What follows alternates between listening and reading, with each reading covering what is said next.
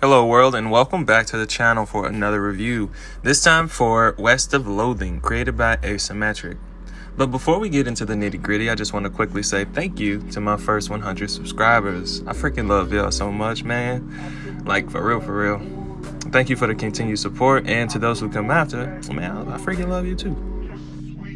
Anyway, as you can see, there's Cow Puncher, Bean Slinger, and Snake Oiler. Each of these are class types in the game that you cannot switch from after you've chosen. I decided to go with Bean Magic because typically I lean towards spellcasting types. However, Cow Puncher seriously seems like a lot of fun, especially as you progress further in the game's main storyline pursuing evil bovine animals. West of Loathing is a 2D adventure game with turn-based fighting mechanics. There is a skill system within the game that you can build on as you progress by doing side missions, or more prevalently, reading books, which is a message to all gamers of all ages that I fully support. Read a damn book, y'all, come on. Anyway, the combat sequences are fairly simple. Most enemies can be dispatched in 1 to 3 turns.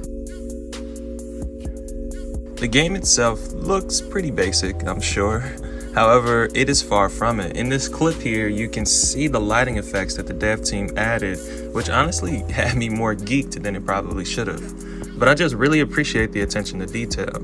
You can see as you move, the shadows move. Crazy, right? Look at that. Anyway, West of Loathing did launch in 2017 on Steam.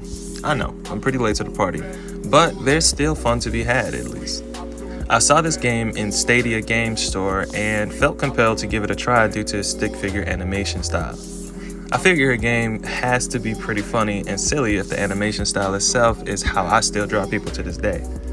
Granted, the artist of Asymmetric did a much more fantastic job than I ever could have with the illustrations. The writing itself plays into the whole stick figure bit, as some of the dialogue will say, "Go talk to that man there with the red beard." I just assume they sound like they're from the South. Anyway. This game is honestly funny as hell and had me cackling like my granny. I mean, even the currency still makes me laugh a little bit. If you look at the top right hand corner, it's meat.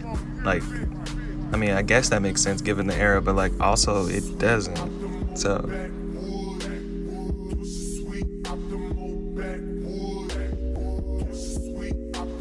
the music in the game is pretty standard Western style guitar riffs and tumbleweed bouncing noises. So I decided to serenade this review with a song called Grapes by SKEUGH.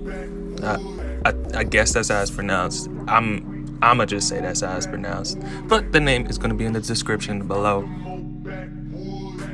There are side quests in the game that allow your character to reenact old battles from the Cattle Wars, as the in-game lore states, which are actually super helpful to the players, allowing you to better strategize when fighting the evil bovine. Your character can earn a plethora of different quirks in the game, and the stat system honestly impressed me with how much depth there was.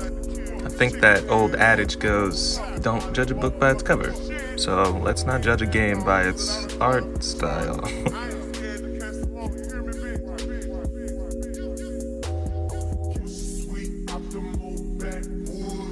West of Loathing can be completed anywhere between 7 and 15 hours, depending on how deep you go into the side quests within the game.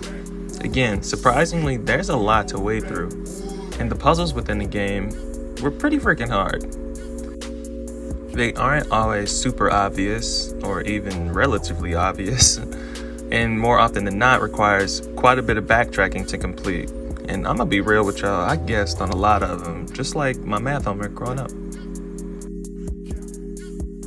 As the game progresses, enemies ramp up and fights get more difficult to win. I honestly felt like I was playing chess a lot of the time, which isn't necessarily a bad feeling. It felt good to see victory pop up after a while, because the fights became that difficult.